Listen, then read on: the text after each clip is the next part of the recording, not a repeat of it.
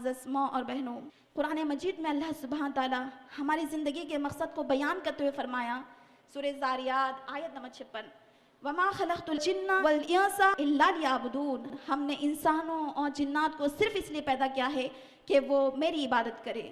معزز ماں بہنوں، اگر انسان رب تعالیٰ کے بتائے ہوئے طریقے کے مطابق زندگی گزارتا ہے تو اس کا اٹھنا، بیٹھنا، چلنا، پھرنا اس کی ہر چیز عبادت بن جاتی ہے۔ مگر عبادت کی خاص شکلیں بتائی گئی ہے، جیسے نماز، روزہ، زکوٰۃ، حج، یہ سارے عبادتوں میں سب سے افضل ترین عمل نماز ہے۔ معزز ماں اور بہنوں، زندگی کا مقصد خالص اللہ تعالیٰ کی عبادت کرنا ہے۔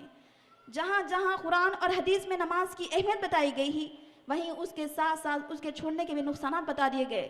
معزز ماں بہنوں، اور تو اور دنیا اور آخرت میں ایسے بے نمازی عورت کی کامیابی ممکن ہی نہیں۔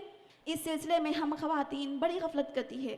معزز ماں بہنوں، خواتین گھریلو کام کاج میں، مہمان نوازی میں، بچوں میں، شوہر میں، سسرال میں اس قدر مصروف ہو جاتی ہے، شاپنگ میں، دعوتوں میں، آنے میں جانے میں خود کو اس قدر مصروف رکھتی ہے کہ انہیں نماز یا نماز کے اوقات کا علم نہیں ہوتا۔ اگر ہوتا بھی ہے تو کام کی تھکاوٹ کی وجہ سے یا پھر صاف ستھری نہ ہونے کی وجہ سے نماز سے غفلت کر رہی ہے۔ حالانکہ اللہ سبحانہ تعالیٰ ہماری زندگی کے مقصد کو بیان کرتے ہوئے فرمایا، وَمَا خَلَقْتُ الْجِنَّ وَالْإِنسَ إِلَّا لِيَعْبُدُونَ، ہم نے انسانوں کو، جنات کو صرف اس لیے پیدا کیا ہے کہ وہ میری عبادت کرے۔ زندگی کا مقصد خالص اللہ تعالیٰ کی عبادت کرنا ہے، مگر خواتین اس بات کو بھلا دیے اور اپنی روزمرہ کی زندگی کو ضروری اور اہم سمجھ کر رب کی نافرمانی کرتی ہے۔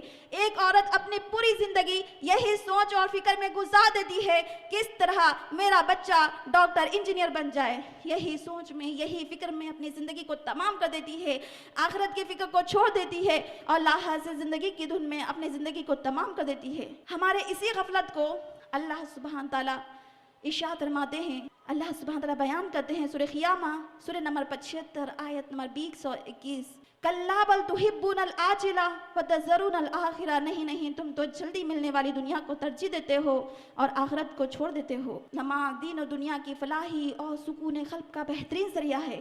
نماز مومن کی پہچان ہے، نماز نبی صلی اللہ علیہ وسلم کی آنکھوں کی ٹھنڈک ہے، نماز مومن کی معراج ہے، نماز عذاب جہنم کو دور کرتی ہے، نماز قبر کے عذاب کو دور کرتی ہے، نماز بندہ مومن کو برائیوں سے نکال کر نیکیوں کی رغبت دلاتی ہے، اور تو اور نماز پڑھنے والے سکسیسفل لوگ ہیں۔ اللہ تعالیٰ ارشاد فرماتے ہیں سورہ مومنون آیت نمبر 1، قد افلح المؤمنون، یقیناً کامیاب ہو گئے مومنین۔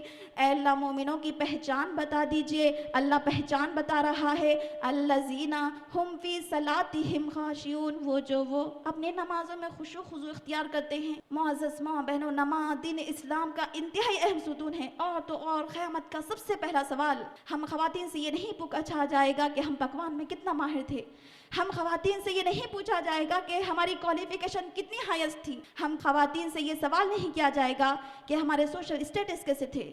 اللہ کے حبیب فرماتے ہیں قیامت کا سب سے پہلا سوال یہ ہوگا، ان اول ما یحاسب الناس یوم القیامۃ من اعمالہم الصلاۃ، اللہ کے نبی صلی اللہ علیہ وسلم فرماتے ہیں لوگوں کے اعمال میں سے اللہ سبحانہ تعالیٰ سب سے پہلے نماز ہی کا حساب لیں گے۔